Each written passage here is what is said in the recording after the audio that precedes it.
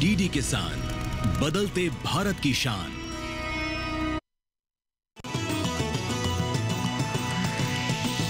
DD किसान, बदलते भारत की शान।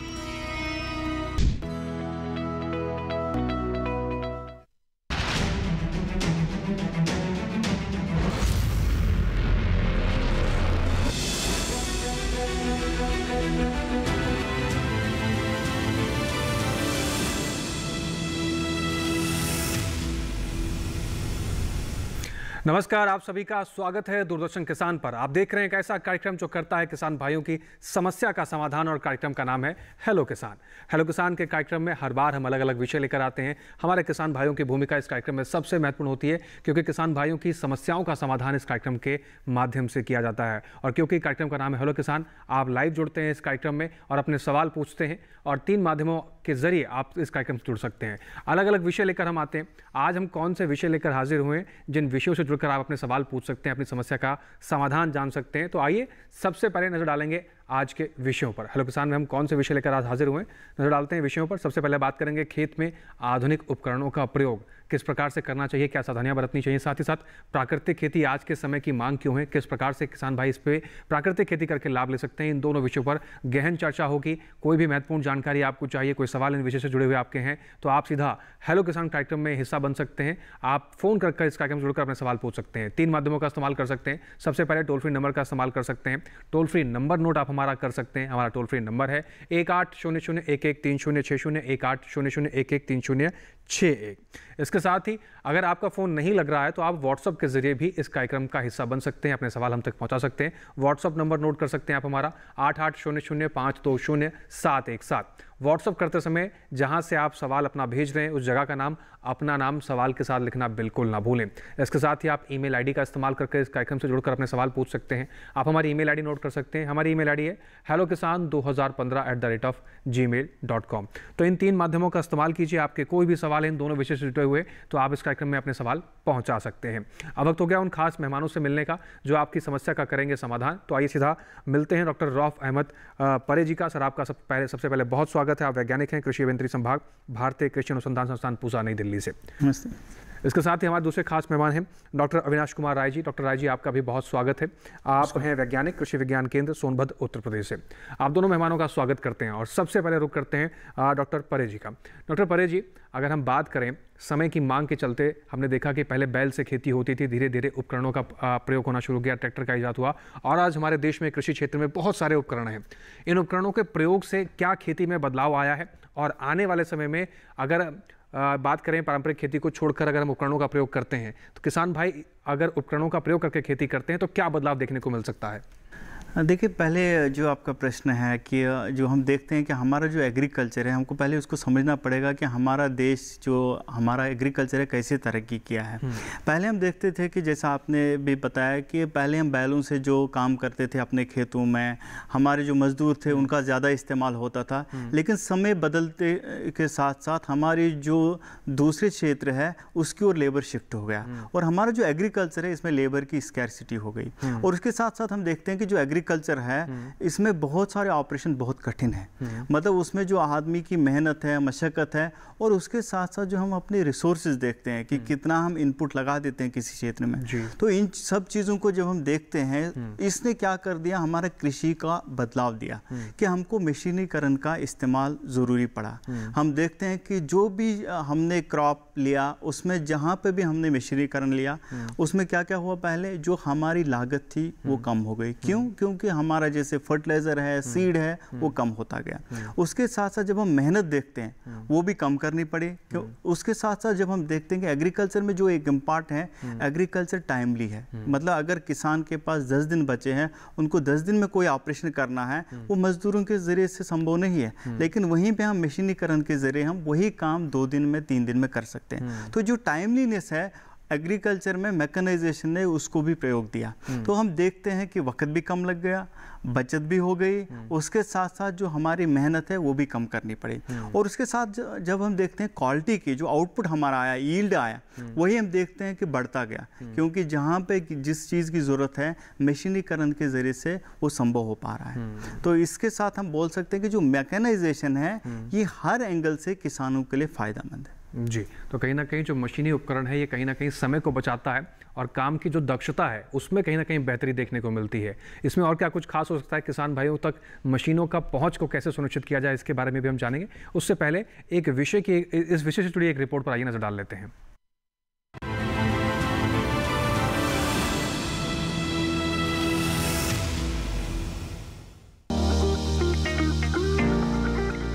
आधुनिक कृषि यंत्रों ने खेती को काफी सरल बना दिया है। कम समय में अच्छा मुनाफा लेने के लिए इन यंत्रों का उपयोग बढ़ता जा रहा है। फसल के लिए खेत तैयार करने से लेकर फसल के भंडारण तक ये मशीनें खासा सहयोग करती है। आज बाजार में कई ऐसी मशीनें मौजूद हैं जो किसानों के टेरेस में शामिल है। इनमें मुख्य है हैप्पी सीडर, पेडल या सोलर चलित धान का thresher, rotavator, power tiller, power weeder, cultivator, laser and leveler, seed drill, harvester, drone आदि। मौजूदा समय में लेबर की समस्या से निजात पाने के लिए कृषि यंत्र बिना किसी रुकावट के काम पूरा कर सकते हैं। कृषि यंत्रों की मदद से ही आज पराली का भी सही तरीके से निपटान किया जा रहा है।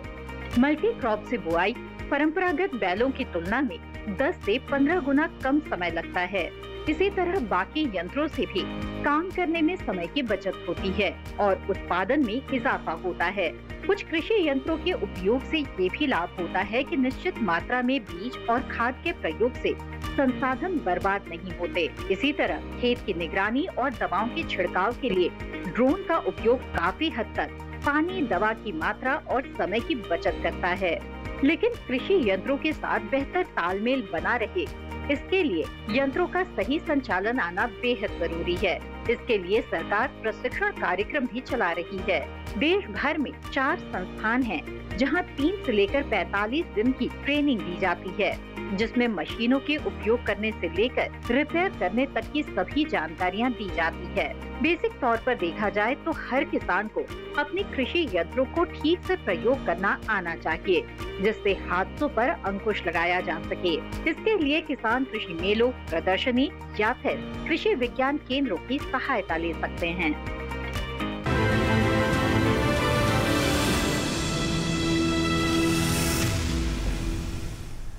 तो कृषि यंत्रों के उपयोग से क्या लाभ हो सकते हैं और क्यों इसकी आवश्यकता है, क्या सावधानियां आपको बरतनी चाहिए, इस रिपोर्ट के जरिए हमने समझने की कोशिश की।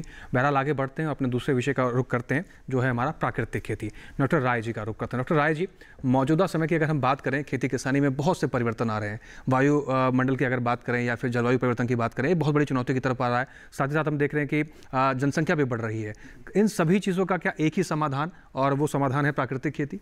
जी, बात कर सर, आज की सबसे विकट समस्या है जो जनसंख्या, पॉपुलेशन हमारी है। तो बढ़ती हुई अगर आबादी की हम बात करते हैं तो पूरे विश्व की आबादी 2050 तक 9.7 अरब के करीब पहुंच जाएगी। और अगर हम अपने देश भारत की बात करते हैं तो 2050 तक 1.7 अरब के करीब पहुंच जाएगी। इतनी बड़ी आबादी को भोजन उपलब्ध कराना है, और ताकि किसान, हर एक व्यक्ति को भोजन उपलब्ध कराना है, ये बहुत ही विकट स्थिति हो जाएगी। इस स्थिति से हम तभी निपट पाएंगे जब हम प्राकृतिक खेती की तरफ आगे बढ़ेंगे।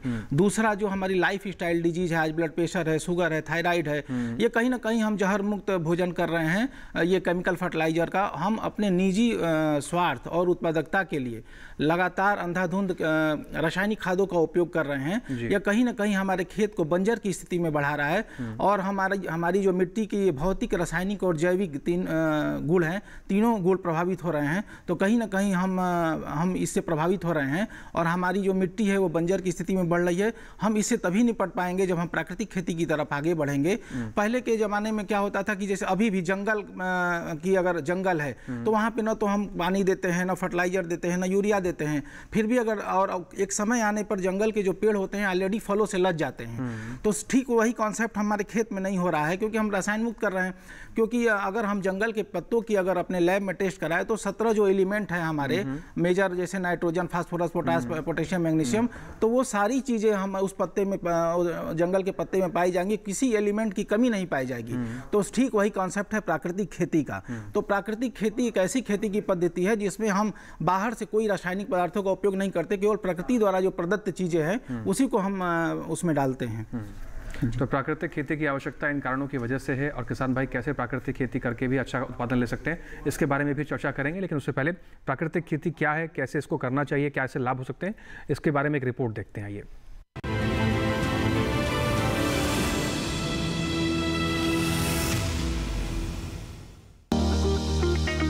प्राकृतिक खेती कृषि की एक प्राचीन पद्धति है। ये मिट्टी के प्राकृतिक स्वरूप को बनाए रखती है। प्राकृतिक खेती में रासायनिक उर्वरकों और कीटनाशकों का उपयोग नहीं होता है। प्राकृतिक रूप से पाए जाने वाले तत्वों और जीवाणुओं के उपयोग से ये कृषि पद्धति की जाती है। इसमें मृदा में सूक्ष्म जीवों की संख्या में वृद्धि कर मिट्टी का जैविक कार्बन बढ़ाना, मिट्टी की उपजाऊ क्षमता में वृद्धि कर कृषि को टिकाऊ बनाना जैसी प्रक्रियाएं शामिल हैं। ये पद्धति पर्यावरण के अनुकूल है और फसलों की लागत घटाने में कारगर है। प्राकृतिक खेती में देसी गाय को मूल आधार माना जाता है। दरअसल देसी गाय के गोबर में 16 मुख्य पोषक तत्व होते हैं और ये सभी पौधों के विकास के लिए जरूरी होते हैं। साथ ही देसी गाय के गोबर और मूत्र की महक देसी केंचुओं को बढ़ाने में भी मददगार होती है। जीवामृत और बीजामृत प्राकृतिक खेती के महत्वपूर्ण स्तंभ हैं। जीवामृत को महीने में 2 बार या 1 बार उपलब्धता के अनुसार 200 लीटर प्रति एकड़ की दर से सिंचाई के पानी के साथ देना चाहिए। वहीं बीजामृत का उपयोग बुआई से पहले बीज, अंकुरित या किसी भी रोपण सामग्री के उपचार के लिए किया जाता है। बता दें कि सरकार भी प्राकृतिक खेती को खूब बढ़ावा दे रही है। इसके लिए सरकार की ओर से कुछ ही समय पहले राष्ट्रीय प्राकृतिक खेती मिशन शुरू करने को मंजूरी दी गई है। राष्ट्रीय प्राकृतिक खेती मिशन का उद्देश्य सभी के लिए सुरक्षित और पौष्टिक भोजन उपलब्ध कराने के लिए NF कार्य प्रणालियों को बढ़ावा देना है। साथ ही मिशन का उद्देश्य किसानों को खेती में आने वाली लागत को कम करना और बाहर से खरीदे गए संसाधनों पर निर्भरता को कम करने में सहायता करना भी है।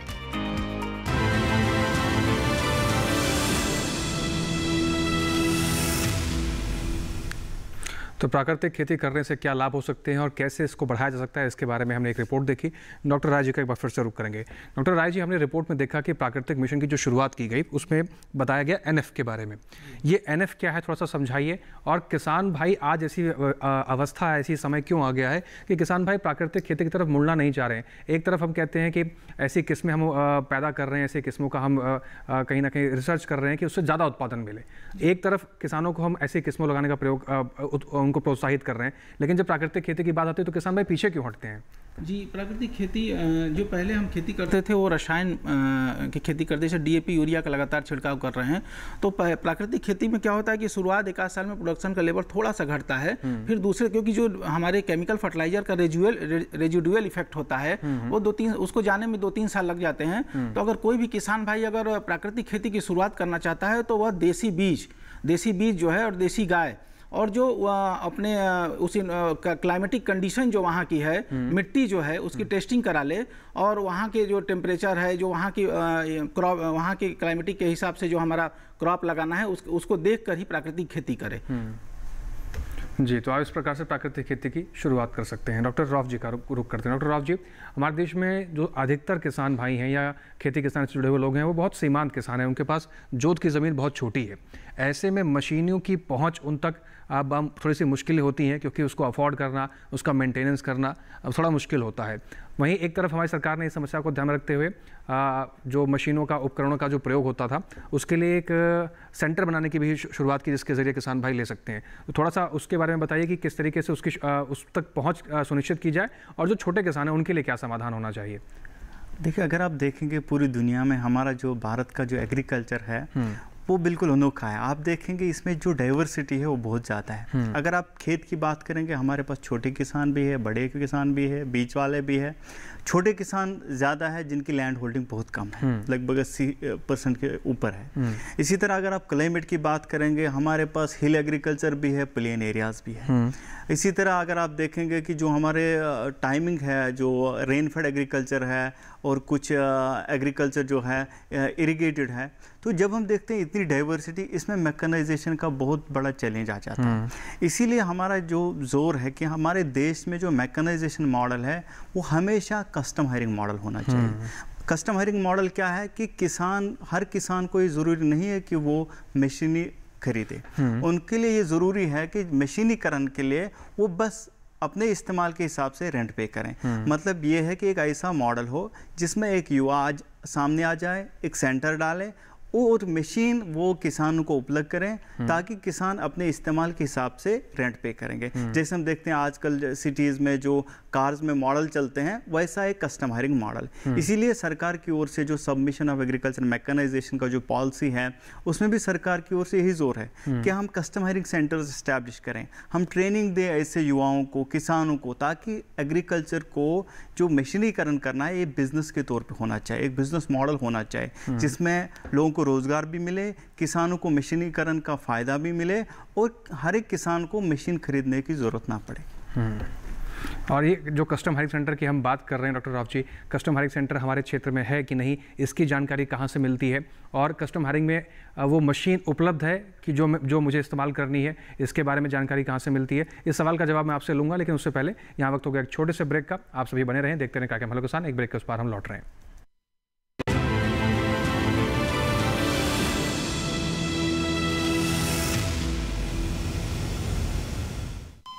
अरे सुन तो।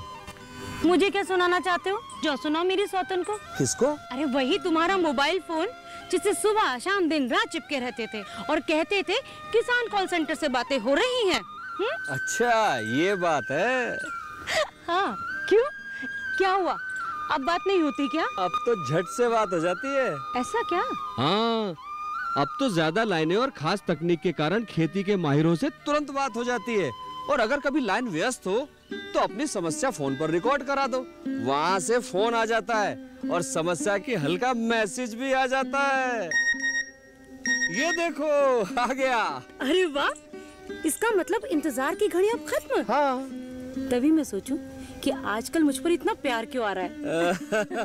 कृषि संबंधी समस्याओं का अपनी भाषा में तुरंत हल पाने के लिए पूरे भारत में किसी भी फोन से हेल्पलाइन नंबर पर संपर्क करें। किसानों का दोस्त किसान कॉल सेंटर।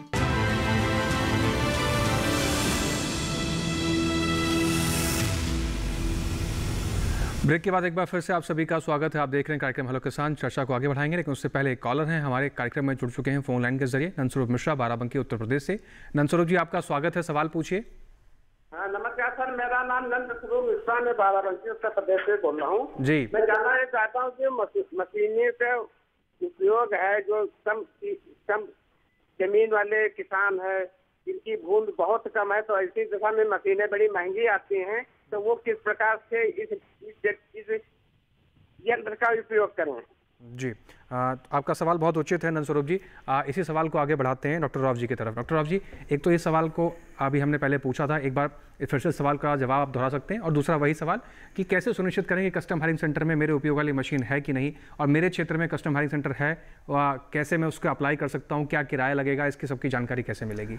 हाँ बिल्कुल, जो हमारे नंदस्वरूप जी ने जो प्रश्न पूछा कि हमारे जो हम बात भी कर रहे थे कि हमारे देश में जो अक्सर किसान हैं छोटे स्तर के, उनकी लैंड होल्डिंग बहुत कम है, तो इसलिए उनके लिए, नंदस्वरूप के लिए भी और बाकी भी हमारे जो किसान भाई हैं उनको मैं इस प्रोग्राम के माध्यम से कहना चाहता हूं कि आपके लिए सबसे ज़रूरी है कि आप हर एक मशीन को ना खरीदें, कस्टम हायरिंग मॉडल ही अपनाएं। कस्टम हायरिंग मॉडल ये है कि आपके एरिया में अगर ऑलरेडी किसी ने सेंटर एस्टैब्लिश किया है जहाँ पे मशीनें अवेलेबल है, तो आप वहाँ से सिर्फ रेंट बेस्ड मशीन ले लीजिए, और अगर अवेलेबल नहीं है तो मैं आपसे आपके प्रोग्राम के माध्यम से कहना चाहूँ कि कोई युवा सामने आ जाए, या किसानों का जो संगठन रहता है, एफपीओज होते हैं, सेल्फ हेल्प ग्रुप्स होते हैं, वो भी इस बिजनेस को एस्टैब्लिश कर सकते हैं। सरकार की ओर से इसमें बहुत सपोर्ट भी मिल रहा है, तो उसके ज़रिए से भी आप मशीनीकरण का लाभ ले सकते हैं, क्योंकि आपका जो ये प्रश्न है कि हाँ मशीनों का जो कॉस्ट है बहुत हायर साइड रहता है, 1 लाख 2 लाख, और उसके जो यूज़ आवर्स होते हैं बहुत कम होते हैं। हम साल में कितने दिन उस मशीन को यूज़ करेंगे उसका इकोनॉमिक्स ठीक नहीं बैठता है। और उसके साथ दूसरा प्रश्न जो है कि अब हमारे किसान भाइयों को कहाँ से जानकारी मिलेगी वो मशीनीकरण उपलब्ध है कि नहीं है। हम देखते हैं कि हर एक स्टेट में, हर एक डिस्ट्रिक्ट में हमारे कृषि विज्ञान केंद्र है, हमारे स्टेट एग्रीकल्चर यूनिवर्सिटीज़ है, हमारे अक्सर किसान भाई केवी के साथ जुड़े रहते हैं, तो वहाँ से भी उनको ये इन्फॉर्मेशन मिलती है। और दूसरी बात जो ये रहती है कि जो हमारे डिस्ट्रिक्ट एग्रीकल्चर ऑफिस होते हैं या जोनल बेस्ड कृषि ऑफिस रहते हैं, क्योंकि सब्सिडी या मशीनीकरण की जो स्कीम है उनके थ्रू पास ऑन होती है, तो उनके पास भी इंफॉर्मेशन रहती है कि हमारी ओर से कहीं पे कस्टमरिंग सेंटर एस्टैब्लिश है नहीं है, ये पूरी जानकारी ये वहाँ से ले सकते हैं। जी, तो नंदस्वरूप जी, आप कस्टम हायरिंग सेंटर से उन मशीनों की उपलब्धि को सुनिश्चित कर सकते हैं और अपनी खेती किसानी में मशीनी उपकरणों का प्रयोग कर अच्छी खेती कर सकते हैं। डॉक्टर अविनाश जी का रुख करते हैं। डॉक्टर अविनाश जी, प्राकृतिक खेती के सिद्धांतों की अगर बात की जाए, क्या प्राकृतिक खेती किसी भी तरीके से कर सकते हैं? घर में पड़ी हुई खाद का इस्तेमाल कर लेते हैं तो क्या उसको प्राकृतिक खेती ही कहेंगे? जिसके सिद्धांत हैं, जो एक उचित सिद्धांत होने चाहिए कि ये सिद्धांत अगर आपने फॉलो किए हैं तो ही आपकी खेती प्राकृतिक खेती मानी जाएगी, थोड़ा सिद्धांतों के बारे में समझाइए। सर, प्राकृतिक खेती के सिद्धांत में सर सबसे पहले तो आता है कि कोई जुताई नहीं।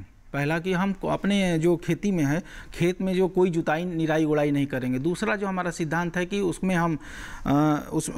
हम कोई जुताई नहीं करेंगे। दूसरा जो है कोई केमिकल फर्टिलाइजर का उपयोग नहीं करेंगे। तीसरा जो हम जो उसके सिद्धांत है जीवामृत, घन जीवामृत और जो हमारा बीजामृत है उसका उपयोग हम करेंगे।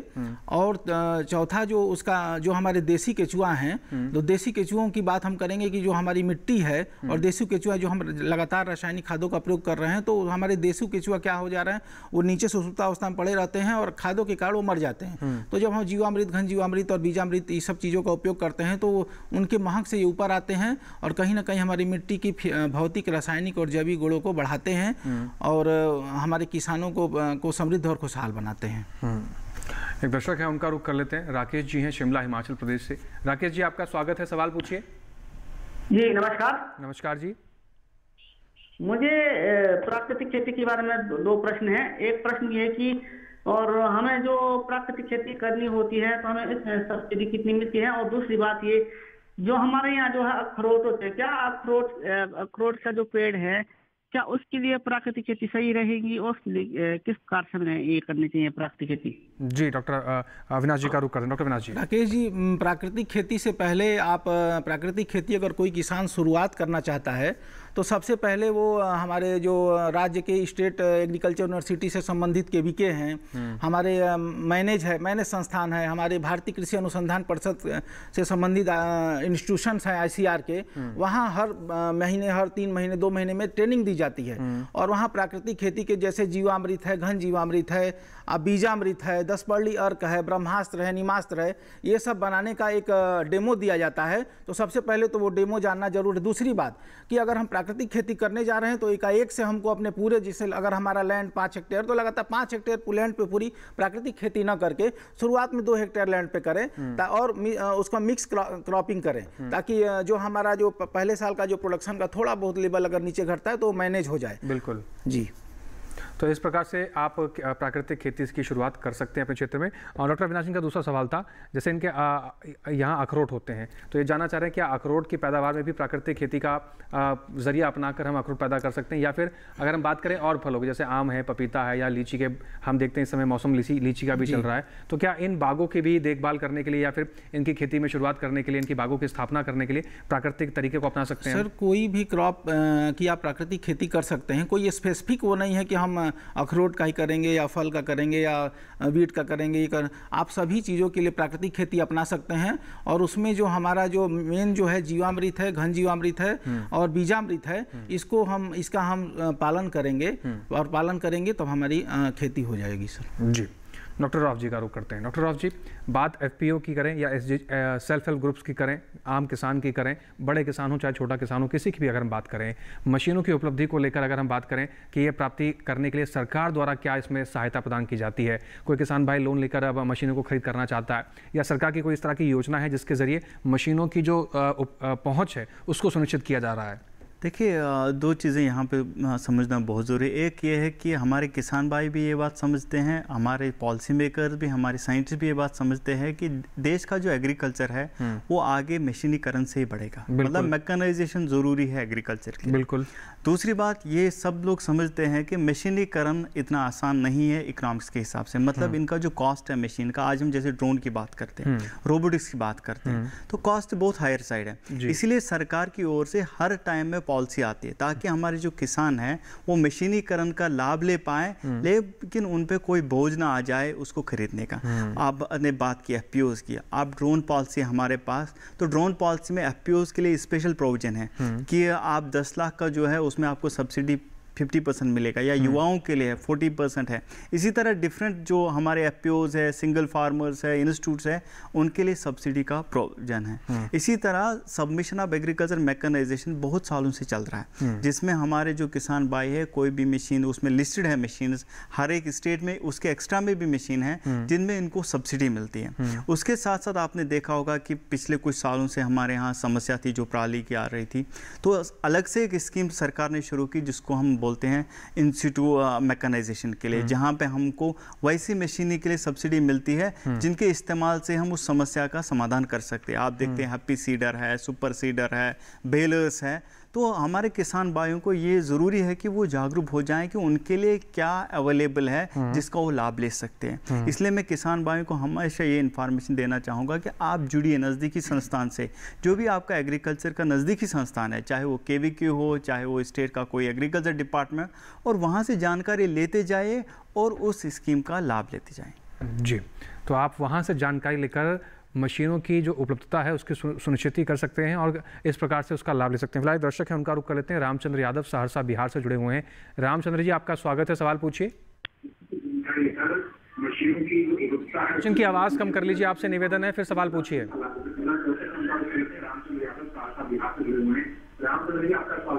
रामचंद्र जी, टेलीविजन की आवाज़ कम कर लीजिए। मैं प्राकृतिक खेती करना चाहता हूँ। मैं प्राकृतिक खेती करना चाहता हूँ। हेलो जी, सुन पा रहे हैं आप? टेलीविजन की आवाज़ कम कर लीजिए। जी, मैं प्राकृतिक खेती करना चाहता हूँ। इसमें अब जिस खेत में लगाना चाहता हूँ भिंडी और खीरा जी, उसमें दीमक ज्यादा है जी, इसके लिए क्या उपचार होगा मेरा? डॉक्टर अविनाश जी, भिंडी और खीरे की खेती करना चाहते हैं जी, प्राकृतिक तौर पर क्या करना चाहिए इनको समाधान? सर रामचंद्र जी, देखिए पहले तो प्राकृतिक खेती आप कर रहे हैं, तो जो प्राकृतिक खेती के हमारे सिद्धांत हैं, जैसे देसी गाय है और हमारा देसी गाय है जो वापसा है, और हमारा गुरुत्वाकर्षण है जो, और जो आप कह रहे हैं भिंडी और खीरे, भिंडी और खीरे में जो हमारी जो वो लग रहा है, उसके लिए हम ब्रह्मास्त्र, नीमास्त्र और 10 पर्ली अर्क और ये सब चीज़ों को हम अगर यूज करेंगे तो हमारी जो कीट और रोग व्याधियों का प्रकोप है वो निश्चित रूप से कम होगा। जी, तो आप इस तरीके से अपनी खेती किसानी में आगे बढ़ सकते हैं और जो खीरे की खेती करना चाहते हैं या भिंडी की खेती आप करना चाहते हैं तो उसमें अच्छा खासा आप लाभ ले सकते हैं। डॉक्टर रौफ जी का रुख करते हैं। डॉक्टर रौफ जी, इसके साथ ही जब हम मशीनी उपकरणों की बात करते हैं तो एक समस्या और ये भी देखते हैं कि मशीनों की पहुंच तो सुनिश्चित करा दी आपने कि इस तरीके से आप मशीन खरीद सकते हैं। अब जैसे हम देखते हैं कि गेहूं की फसल कट चुकी है, चावल की खेती की शुरुआत हो चुकी है, फसल अवशेषों का प्रबंधन भी हमारे खेती किसानी में ज़मीनी स्तर पर देखा जाए तो एक चुनौती के तौर पर निकल कर सामने आता है। खासकर पराली के प्रबंधन की बात की जाए, आज भी ऐसे कई क्षेत्र हैं, कई किसान हैं जिनके पास मशीन नहीं है, जिसकी वजह से वो पराली को जला देते हैं, जिसकी वजह से क्या परिणाम होते हैं हम देखने को मिलता है। ऐसे क्षेत्र में न केवल गेहूं की बात करें या चावल की बात करें, किसी भी फसल के अवशेषों के प्रबंधन में मशीनी उपकरणों का क्या प्रयोग होता है, किस प्रकार से कौन कौन से मशीनी उपकरण का प्रयोग करके आप जो फसल के अवशेष हैं उसको सही तरीके से उसका प्रबंधन कर सकते हैं? देखिए, ये आप सही बात कह रही है कि जो हमारा कोई भी फसल का जो अवशेष है उसमें जो समस्या आती है कि उसके बाद किसान उसको क्या करेंगे अगर मशीन अवेलेबल नहीं है या उसका वैल्यू नहीं है मार्केट में। लेकिन आज हम बात करते हैं वेस्ट टू वेल्थ की, कि जो भी हमारे खेत से निकलता है उसका कोई ना कोई इकोनॉमिक वैल्यू है, लेकिन उस इकोनॉमिक वैल्यू को हम कैसे ले पाएँ उसका समाधान भी मशीनीकरण है। आप फॉर एग्जाम्पल ये लीजिए कि हमारा जो किसान भाई जो कंबाइन हार्वेस्टर्स इस्तेमाल करते थे, उसके बाद जो पराली की समस्या आई उसी पराली को हमारे किसान भाइयों ने बेल में कन्वर्ट किया, बेलर से आजकल, और वही बेल इंडस्ट्री फ्यूल बन जाता है। तो किसानों को उससे भी लाभ मिलता है, वहाँ से भी कुछ कमाई हो जाती है। इसी तरह किसान भाई, जैसे हम अभी हमारे साथी बात कर रहे हैं कि ऑर्गेनिक फार्मिंग की, तो कुछ किसान भाई उसी खेत में उस पराली को एज फर्टिलाइजर ले सकते हैं। तो इन सिटू मैनेजमेंट की बात करते हैं तो हम देखते हैं कि हैप्पी सीडर है, सुपर सीडर है, जो इस मामले में हेल्पफुल है। इसी तरह हमारे कुछ एरियाज में जो इसी पराली को हम इस्तेमाल कर सकते हैं एनिमल फीड के लिए। तो animal feed block making technology है, जिससे हम उसको डेंसिफाई कर सकते हैं। मतलब ये है कि जो भी हमारी पराली है, जो भी हमको खेत से मिलता है एक्स्ट्रा, उसको हम डेंसिफाई करके उसमें हम न्यूट्रिएंट्स भी ऐड कर सकते हैं, जैसे मक्का ऐड किया, चना ऐड किया, तो उससे हम अपने जो पशु का हेल्थ है उसको भी बढ़ा सकते हैं। तो मतलब ये है कि जो भी हमारे किसान भाई जो भी खेत से निकलता है उसका एक इकोनॉमिक वैल्यू है, और उस इकोनॉमिक वैल्यू को हम सिर्फ मशीनीकरण से ही ले सकते हैं। जी, तो आप इस तरीके से मशीनीकरण करके जो फसल के अवशेष हैं उसका प्रबंधन भी सही तरीके से कर सकते हैं, और साथ ही साथ प्राकृतिक खेती की जब हम बात कर रहे हैं तो उसका भी इसमें योगदान होता है। लेकिन वो किस तरीके से होता है इसको भी समझेंगे, लेकिन फिलहाल यहाँ वक्त हो गया एक छोटे से ब्रेक का। आप बने रहें, देखते रहें कार्यक्रम हेलो किसान, हम चल लौट रहे हैं।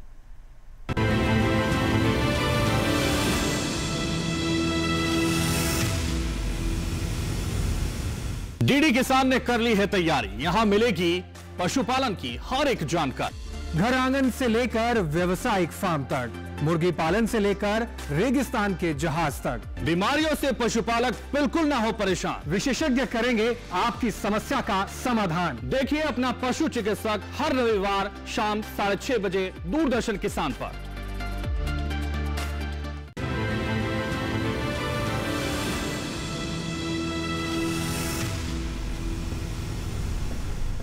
ब्रेक के बाद एक बार फिर से आप सभी का स्वागत। आप देख रहे हैं कार्यक्रम हेलो किसान। चर्चा को आगे बढ़ाते हैं। एक दर्शक हैं फोन लाइन के जरिए जुड़े हुए हैं, इंद्रलाल जी हैं उज्जैन मध्य प्रदेश से। इंद्र जी, आपका स्वागत है, सवाल पूछिए। जी सर, मेरा सवाल ये था कि प्राकृतिक खेती करने के लिए जैसे कि हम निंदानाशक दवाई का उपयोग करते ही नहीं है, और खाद के लिए हम गोबर का खाद डाल देते हैं, और उसके बाद से जैसे कीटनाशक के लिए कौन सी दवाई का उपयोग होता है? जी, डॉक्टर अविनाश कुमार जी ये बता रहे हैं कि इन सब चीज़ों का प्रयोग करते हैं। खाद के लिए हम खाद का प्रयोग करते हैं, बीज के लिए बीज का प्रयोग करते हैं, लेकिन जब कीटनाशकों की बात आती है तो क्या करते हैं? जी, जैसे प्रमाण पत्र लेने के लिए कहाँ पे हमें आवेदन करना पड़ेगा? ऑर्गेनिक सवाल दोहराइए फिर से इंद्रलाल जी, सवाल दोहराइए दूसरा अपना। हाँ, मेरा ये सवाल था सर कि जैसे प्राकृतिक खेती करते हैं तो उसके लिए जो प्रमाण पत्र मिलता है अपने को। जी, डॉक्टर अविनाश जी, समझ पाए कहाँ पे आवेदन करना पड़ता है, कहाँ से वो मिलेगा प्रमाण पत्र, कहाँ इनका ऑर्गेनिक प्रोडक्ट है ये? इंद्रलाल जी, जितना आपके सवाल को समझ पा रहे उतना सवाल हमको शामिल करते हैं। डॉक्टर अविनाश कुमार जी। जी इंद्रलाल जी, पहला जो आपका क्वेश्चन था कि हम प्राकृतिक खेती कर रहे हैं तो वो कहाँ से हमको, तो सबसे पहला है कि जो आप प्राकृतिक खेती कर रहे हैं तो जैसे जीवामृत है, घन जीवामृत है, 10 पर्ली अर्क है, चाहे ब्रह्मास्त्र है, नीमास्त्र है, चाहे आपका बीजामृत है, तो ये सामान आपको कहीं से मिलता नहीं है। अगर आपको इसका डेमो लेना है तो संबंधित कृषि विज्ञान केंद्र जैसे उज्जैन कृषि विज्ञान केंद्र में, या राज्य सरकार के जो KVK हैं, या ICR के इंस्टीट्यूशन है, या मैंने द्वारा वहाँ आपको डेमो देकर उसको बताया जाता है। चूँकि यह बिल्कुल सस्ती विधि है, इसीलिए क्योंकि एक देसी गाय पर आधारित है, और ये देसी गाय से हम 30 एकड़ की खेती कर सकते हैं। एक देसी गाय के गोबर में 300 से 500 करोड़ माइक्रो ऑर्गेनिज्म, जो बेनिफिशियल माइक्रो ऑर्गेनिज्म है, वो पाए जाते हैं। तो आप इसको डेमो के द्वारा समझकर और उसकी खेती आप अच्छे से कर सकते हैं।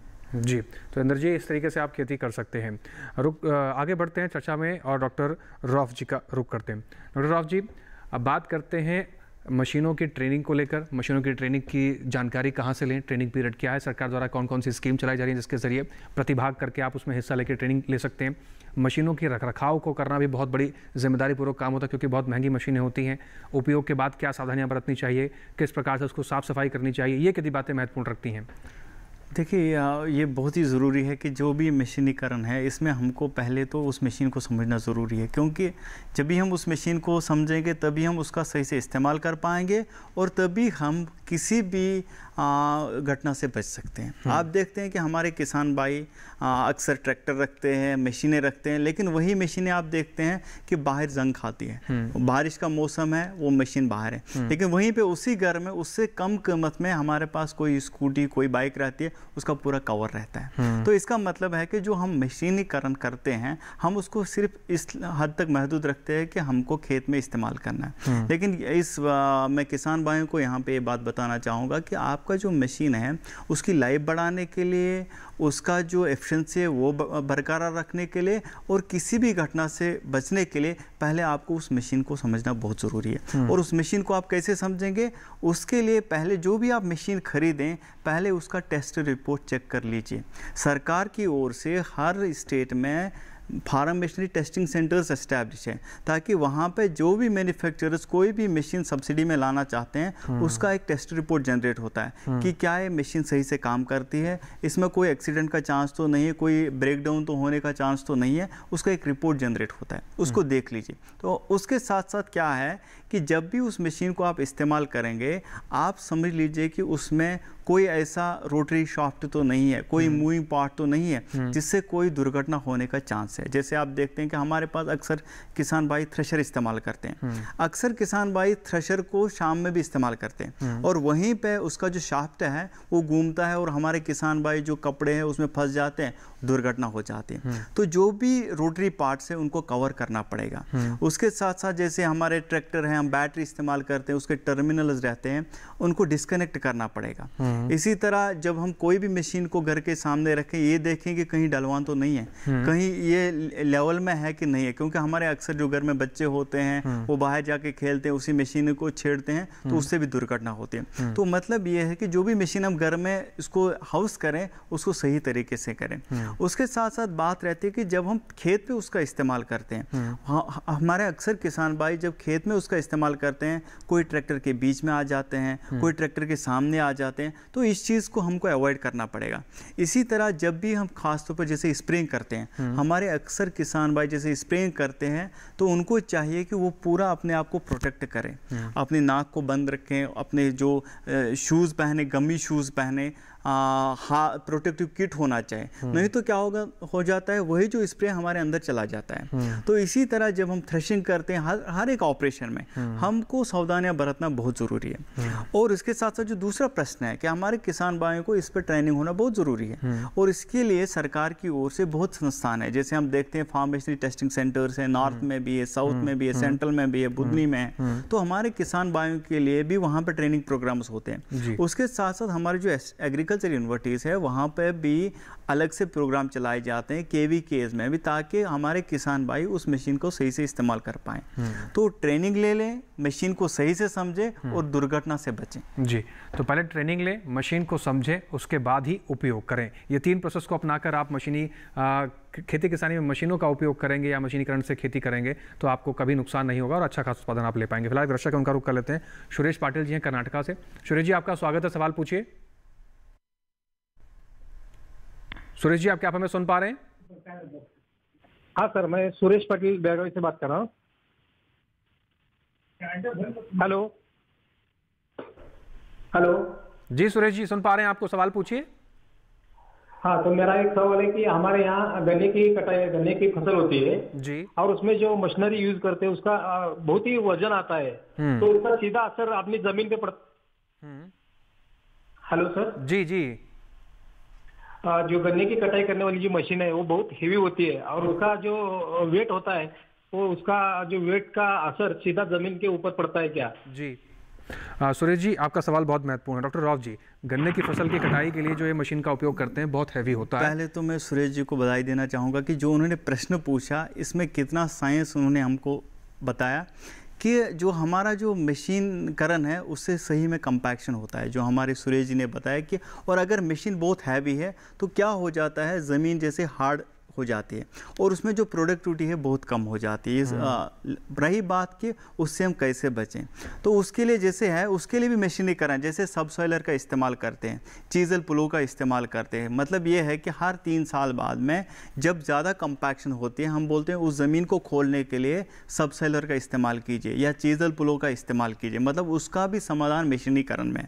उसके साथ साथ रही बात कि जो वज़न ज़्यादा रहता है, हमारा जो इंस्टीट्यूट है Indian institute of sugar cane research, वहाँ पे भी कुछ मशीनीकरण मशीनें बनाई गई है, आप उनका इस्तेमाल कीजिए। क्योंकि जब भी रिसर्च के थ्रू कोई मशीन डेवलप होती है उसमें इन चीज़ों का ख्याल रखा जाता है कि कितना कंपैक्शन हो जाएगा, कहीं किसान को फ़ायदे से ज़्यादा नुकसान तो ना हो जाए। तो इसलिए मैं आपसे ये गुजारिश करूँगा कि जो टेस्टेड मशीनरी है उनका इस्तेमाल करें और जो रिसर्च से निकले हुए मशीन्स हैं उनका आप इस्तेमाल करें। और उसके बाद भी अगर कंपैक्शन है, आप चीज़ल प्लो सबसॉइलर का इस्तेमाल करके उस मशीन को, उस ज़मीन को खोल सकते हैं और प्रोडक्टिविटी सही आ सकती है। जी, तो सुरेश जी, आप इस तरीके से अपनी समस्या का समाधान कर सकते हैं। डॉक्टर अविनाश जी का रुख करते हैं। डॉक्टर अविनाश जी, इसी सवाल से जुड़ा हुआ सवाल आपसे भी करते हैं। जब हम बात प्राकृतिक खेती की करते हैं तो सब कुछ उसमें प्राकृतिक हो गया। अगर प्राकृतिक खेती में हम मशीनीकरण का उपयोग करते हैं तो क्या, जैसे सुरेश जी ने बताया कि उनकी गन्ने की फसल की अगर कटाई करते हैं तो ज़मीन पर इम्पैक्ट पड़ता है, प्राकृतिक खेती करने के बाद जो फसल उत्पादन हुआ अगर उसमें मशीनों का प्रयोग कर रहे हैं तो क्या ज़मीन को, मिट्टी को नुकसान पहुंचता है? और अगर इस प्रकार की समस्या है तो उसका समाधान क्या होना चाहिए, या फिर प्राकृतिक खेती में मशीनों का उपयोग ना करें? प्राकृतिक खेती में सर मशीनों का उपयोग नहीं करें तो अच्छा है, क्योंकि प्राकृतिक खेती में हम कोई जुताई नहीं करते हैं, कोई निराई गुड़ाई नहीं करते हैं, कोई बाहर से केमिकल फर्टिलाइजर नहीं डालते हैं। प्राकृतिक खेती बिल्कुल एक देसी गाय आधारित है, जैसे साहिवाल हुआ। यानी कि इसमें जुताई भी बैल से ही करनी पड़ेगी? नहीं, इसमें जुताई हमको नहीं करना है। इसमें जुताई जो है हमारे देसी केचुआ जो हैं वो जैसे हम जीवामृत का उपयोग करेंगे तो वो उसकी सुगंध से, स्मेल से नीचे जो वो सुसुप्त अवस्था में पड़े रहते ऊपर आ जाते हैं और वो ऑलरेडी उसमें जो एयर का वो है संचारण है वो कर देते हैं। तो इसमें बिल्कुल जुताई नहीं करते। जुताई न करने का रीज़न ये है कि जुताई करने से जो हमारी जो खरपतवारों की संख्या है वो भी बढ़ जाती है, पहला। दूसरा कि जो हमारा प्रोडक्शन है वो भी घटता है। तीसरा कि हमारा जो बेनिफिशियल माइक्रो ऑर्गेनिज्म है उनको ऑक्सीजन कम मिलने से प्रोडक्शन का लॉस होता है। तो कई चीज़ें फैक्टर करती हैं कि प्राकृतिक खेती की बात करें तो फिर हम जुताई की बात नहीं करेंगे, क्योंकि ये बिल्कुल हमारे बेनिफिशियल माइक्रो ऑर्गेनिज्म ही खेत में वो प्राकृतिक जुताई करते हैं। और जो फसल कटाई की अगर हम बात करें तो क्या फसल कटाई भी मानव रहित होनी चाहिए? क्या जो किसान भाई वो खुद फसल की कटाई करें इसमें? जी, ये बात, किसान भाई खुद फसल की कटाई करें। थोड़ा सा ही महंगा पड़ता है, लेकिन किसान भाई को खुद फसल की कटाई करनी पड़ेगी। जी, तो प्राकृतिक खेती में आपको किसी भी मशीनों का प्रयोग नहीं करना है, क्योंकि इसीलिए इसको प्राकृतिक खेती कहा गया है। साथ ही साथ डॉक्टर अविनाश जी, अगर हम बात करें, जिस तरीके से बात कर रहे थे कि फसल अवशेषों के प्रबंधन को लेकर भी बहुत मुख्य बात होती है, प्राकृतिक खेती में क्या फसल अवशेषों का इस्तेमाल कर कुछ बनाया जा सकता है? उसमें कितना समय लगता है, क्या प्रक्रिया होती है? फसल अवशेष प्रबंधन की बात हम करते हैं तो मल्चिंग की बात करेंगे। जैसे फसल अवशेषों को हम नमी, प्राकृतिक खेती में नमी को बरकरार रखने के लिए हम फसल अवशेषों को अपने खेत के ऊपर बिछा देते हैं, जिससे जो हमारा सूर्य का टेम्परेचर है उससे नमी बनी रहती है। तो इससे क्या होता है कि जो हमारे क्रॉप होते हैं वो हवा से नमी को लेकर और हमारे पौधे को प्रदान करते हैं। दूसरा, अगर वो नमी बरकरार रहती है तो माइक्रो ऑर्गेनिज्म के लिए भी बहुत अच्छा और लाभदायक होता है।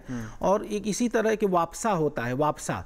तो मिट्टी के 2 कणों के बीच, जैसे हमको लोग कहते हैं कि पानी चाहिए, मिट्टी के 2 कणों पानी नहीं चाहिए, 50% वाष्प और 50% हमारी नमी होनी चाहिए। मतलब मिट्टी के 2 कणों के बीच जो नमी मेंटेन रहना चाहिए। ज़्यादा पानी भर देने से ऑक्सीजन का जो वो संचारण है वो बंद हो जाता है, और बंद हो जाने से क्या है कि नीचे जो हमारे जो बेनिफिशियल माइक्रो ऑर्गेनिज्म है वो मर जाते हैं। तो हमको हमेशा इस बात का ध्यान देना है कि बहुत ज़्यादा प्राकृतिक खेती में सिंचाई नहीं करनी है।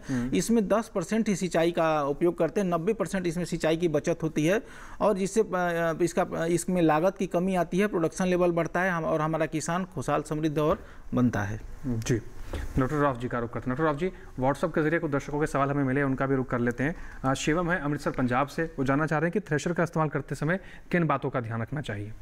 देखिए, थ्रेशर जो है इससे बहुत सारी दुर्घटनाएं होती है। उसके क्या रीज़न रहते हैं, पहले हमको उनको समझना पड़ेगा।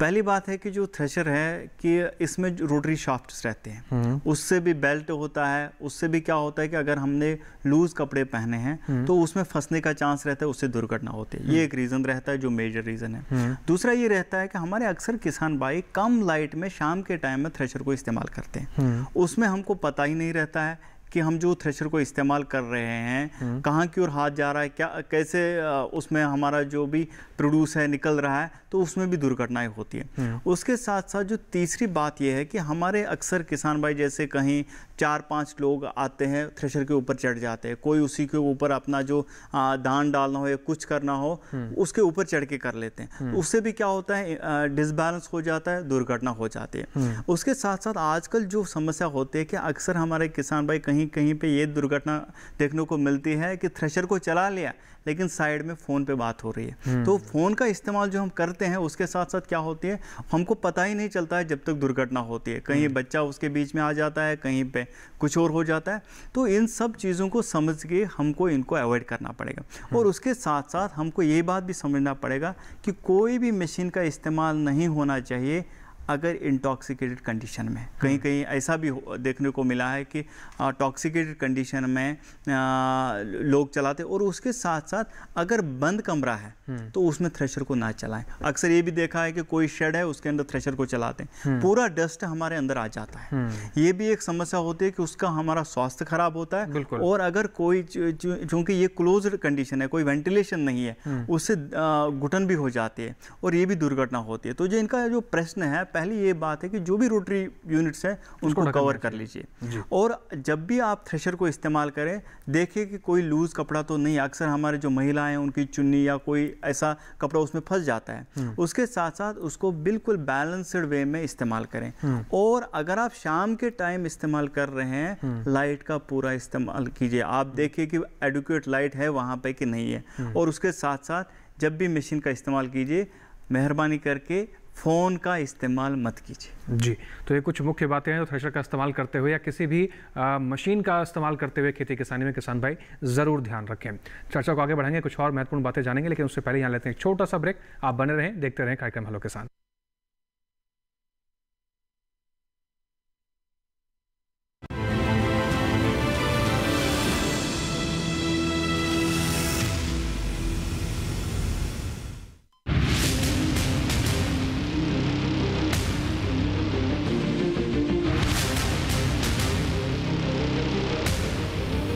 जब तपती है धरती, सूरज उगलता है आग, ठंड में जब सर्दी जमा देती सबके हाल, सब छुप जाते अपने अपने घरों में, तब बाहर निकलता सिर्फ एक इंसान, भरने के लिए हम सबका पेट, खून को पसीने की तरह देता बहा, थक जाता, झुलस जाता, हो जाता बीमार, तब उसकी सेहत का ध्यान रखता सिर्फ डीडी किसान।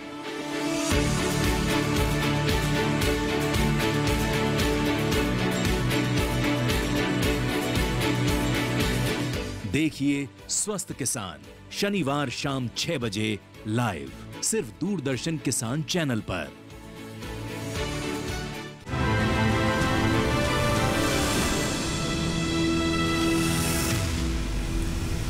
ब्रेक के बाद एक बार फिर से आप सभी का स्वागत। आप देख रहे हैं कार्यक्रम हेलो किसान। चर्चा को आगे बढ़ाते हैं, डॉक्टर अविनाश जी का रुख करते हैं। डॉक्टर अविनाश जी, खेतों में जो हम देखते हैं खरपतवार असमय तौर पर किसान भाइयों की फसल में बहुत ज़्यादा परेशानी का सबब बन जाता है। क्या खरपतवारों का भी उपयोग हम प्राकृतिक खेती में किसी तरीके से कर सकते हैं? जी, खरपतवारों के उपयोग के लिए प्राकृतिक खेती में हम नीमास्त्र, ब्रह्मास्त्र, दसपर्ली अर्क और ये सब चीज़ हम बनाते हैं। जैसे नीमास्त्र बनाना है तो हम नीम की पत्तियाँ ले लेंगे, देसी गाय का गोबर, देसी गाय का मूत्र, और हम पीपल के पत्ते, करंज के पत्ते, जैसे इसी तरह हमको ब्रह्मास्त्र बनाना, करंज के पत्ते, सीताफल के पत्ते, इन सब का एक मिक्सर तैयार करते हैं और उसको हम अपनी प्राकृतिक खेती में यूज करते हैं। अगर कोई खरपतवार है तो हमको बाहर से कोई भी केमिकल फर्टिलाइजर न उपयोग करते हुए वो बनाए हुए जो हमारे प्राकृतिक विधि द्वारा जो हमारे खरपतवार नाशी हैं उसी का हम उपयोग करते हैं। जी, और साथ ही अगर हम बात करें जीवामृत और बीजामृत की बात करें या घन जीवामृत की बात करें, इनके बनाने की प्रक्रिया क्या है? क्या हम इसको घर पे बना सकते हैं या बाजार में बनाया मिलता है? उपयोग करने की कितनी विधि होनी चाहिए, कितनी मात्रा में उपयोग करना है, किस फसल में करना है, कौन से समय पर करना है, इसको थोड़ा सा समझाइए। जी, इसको बिल्कुल हम, जैसे कोई किसान भाई अगर शुरू करता है तो हम लोग अपने कृषि विज्ञान केंद्र पे प्राकृतिक खेती का प्रशिक्षण कराते हैं। तो उसमें हम लोग जीवामृत बनाते हैं। जैसे जीवामृत बनाने के लिए हम गाय की गोबर 10 kg, गाय का गोमूत्र हम ले लेंगे 10 kg, उसमें बेसन ले लेंगे 2 kg, गुड़ ले लेंगे 2 kg और 170 लीटर पानी ले लेंगे। 1 एकड़ खेत की मैं बात कर रहा हूँ, 1 एकड़ खेत के बनाने के लिए। और उसमें एक बड़े ड्रम में 200 लीटर का जो ड्रम है उसमें हम इस सारी चीज़ों को मिलाकर घड़ी की सुई की दिशा में एंटी क्लॉकवाइज हम उसको सुबह शाम 5-5 मिनट चलाएंगे और 2-3 दिन तक रख देंगे तो ये हमारा जीवामृत तैयार हो जाता है। इस जीवामृत को हम जब खेतों में यूज करते हैं, जैसे ये हम बनाए हैं 1 एकड़ खेत के लिए 200 लीटर पर जीवामृत हम 1 एकड़ खेत के लिए पर्याप्त होता है। इसको हम महीने में 2 बार भी यूज कर सकते हैं, 1 बार भी यूज कर सकते हैं, बुआई से पहले भी यूज कर सकते हैं, हर 21 दिन के बाद हम इसको रोटेट कर सकते हैं अपनी फसल के लिए। उसी तरह हमारा जैसे जीवामृत को हम खेत में डालते हैं तो जो हमारे देश जो केचुए हैं इनकी महक पाकर ही ऊपर आ जाते हैं और जो विष्ठा करते हैं तो निश्चित रूप से जो हमारी मिट्टी केचुए की जो विष्ठा होती है उसमें पोषक तत्व जो ज़्यादा पाए जाते हैं और जो हमारा एयरेशन है सॉइल की वो बढ़ा देता है, उसका सॉइल का स्ट्रक्चर और टेक्सचर को बढ़ाता है। और इसमें ये उसके बाद जैसे हम जीवामृत को अप्लाई करते हैं, जैसे हम 1 कुंतल दूध है उसमें अगर 1 चम्मच अगर हम दही डाल देते हैं तो वो पूरी दही डाल देते हैं तो पूरा वो जम जाता है। ठीक उसी प्रकार जीवामृत डालते हैं तो वो जो हमारे माइक्रो ऑर्गेनिज्म है वो जो कम होते हैं उनकी संख्या असंख्य करोड़ों अरबों संख्या में बढ़ा देते हैं। जैसे हमारे घर के किचन में सभी चीज़ रहता है लेकिन हमारे जैसे हमारे घर के किचन में आटा गेहूँ सब्जी सब कुछ है लेकिन हमको बनाना पड़ता है। ठीक उसी प्रकार हमको जैसे जीवामृत डालेंगे तो जीवामृत डालते ही जो हमारे पोषक तत्व होते हैं जो सुसुप्तावस्था में पड़े रहते हैं वो पौधों को उपलब्ध हो जाते हैं और जिससे हमारा प्रोडक्शन बढ़ता है और कहीं ना कहीं किसान की समृद्धि और उत्पादन इससे बढ़ता है। जी एक दर्शक हैं फोन लाइन के जरिए उनका रुख कर लेते हैं। मदन गोपाल जी जुड़े हुए हैं हमारे साथ महोबा उत्तर प्रदेश से। मदन गोपाल जी आपका स्वागत है, सवाल पूछिए। मदन गोपाल जी टेलीविजन की आवाज कम कर लीजिए और सवाल पूछिए। हाँ जी हेलो जी मदन गोपाल जी सवाल पूछिए।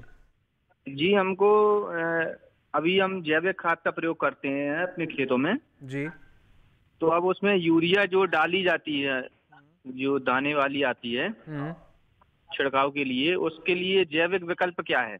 जी डॉक्टर विनाश जी यूरिया का जैविक विकल्प। जी आप सवाल का जवाब सुनिए। देखिए मदन गोपाल जी, चूंकि ये टॉपिक प्राकृतिक खेती है तो प्राकृतिक खेती और जैविक खेती में बहुत लोग कंफ्यूज कर जाते हैं कि प्राकृतिक खेती क्या है, जैविक खेती क्या है। चूंकि आप यूरिया की बात कर रहे हैं तो यूरिया का जैविक उपयोग आप कर सकते हैं, वर्मी कंपोस्ट और बायो फर्टिलाइजर के द्वारा कर सकते हैं।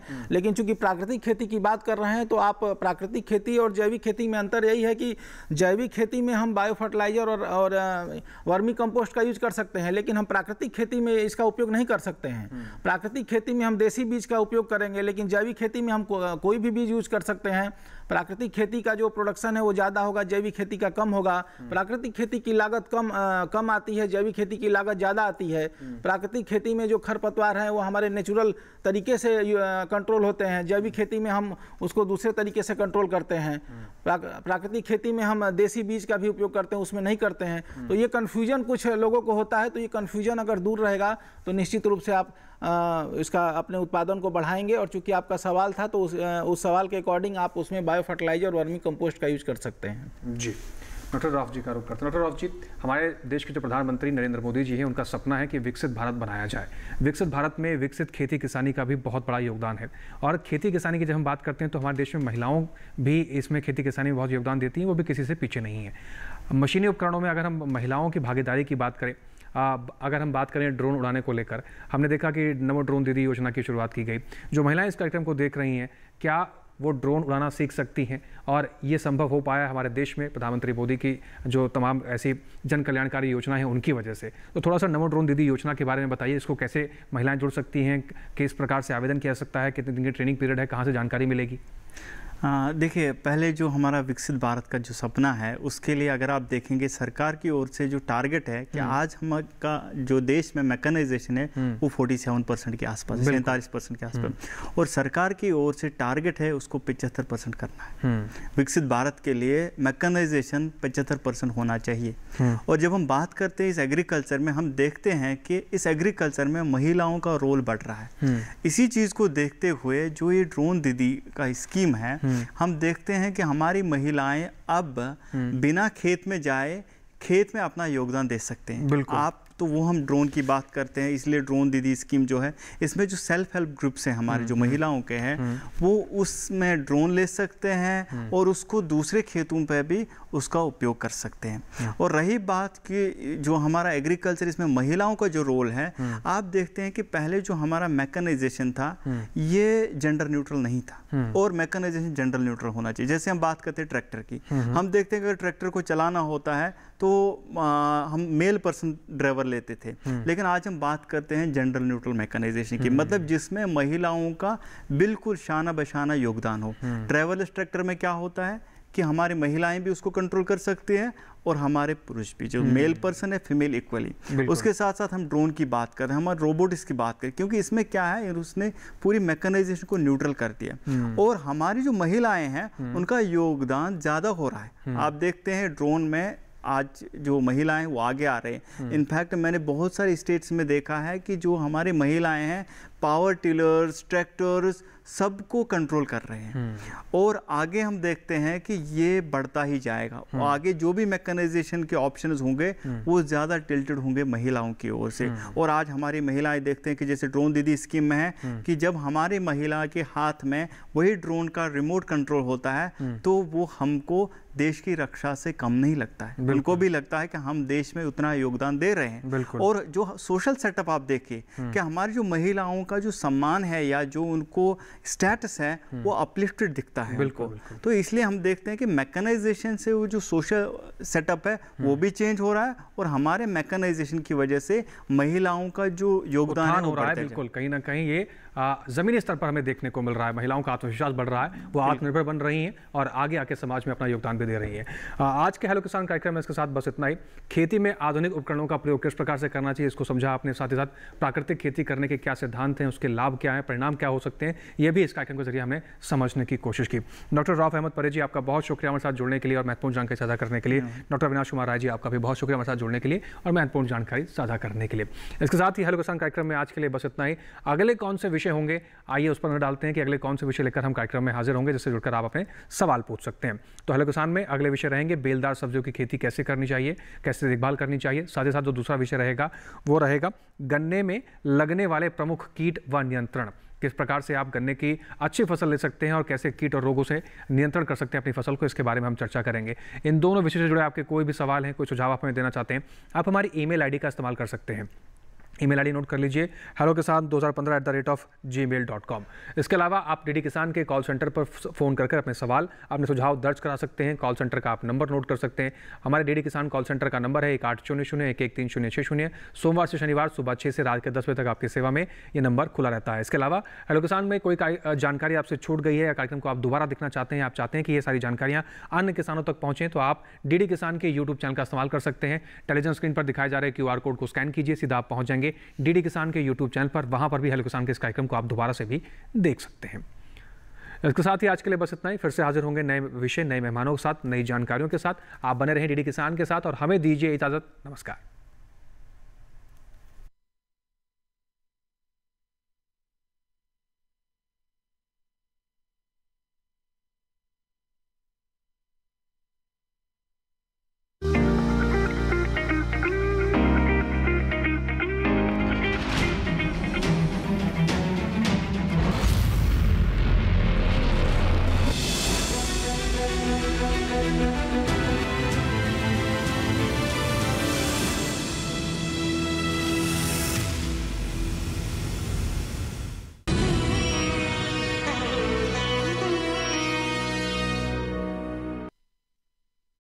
ऐसी बगाई कि फिर आई।